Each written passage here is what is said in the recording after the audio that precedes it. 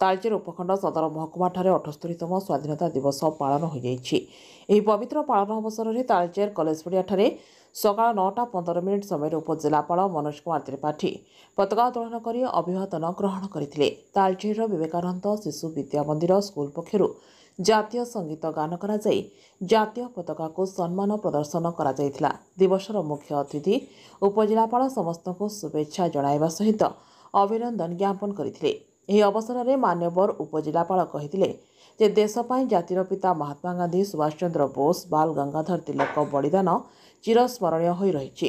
ତାଳଚେର ଏକ ଶିଳ୍ପ ସମୃଦ୍ଧ ହୋଇଥିବାରୁ ରାଜ୍ୟରେ ସୁପରିଚିତ ହୋଇପାରିଛି।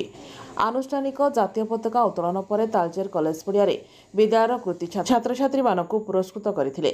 तालचेर ब्लॉक और कणिहा ब्लॉक अंगनवाड़ी कर्मी किशोरी बालिका खेल शिक्षक शिक्षयित्री को पुरस्कार प्रदान करते।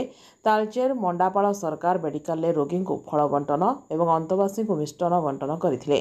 संध्यारे बर्णाली अनुष्ठान पक्षर पंचायतर सभाघरे कविता पाठ उत्सव अनुष्ठित होता। यह कार्यक्रम में तहसिलदार डेप्यूटी कलेक्टर गोष्ठी उन्नयन अधिकारी उपखंड आरक्षी अधिकारी भारप्राप्त सूचना लोकसंपर्क अधिकारी तालचेर एनसीसी सुबाना दास पेशकार गणनायक ज्ञानरंजन दास स्वेच्छासेवी क्षीर साहू उपस्थित रही सहयोग करते।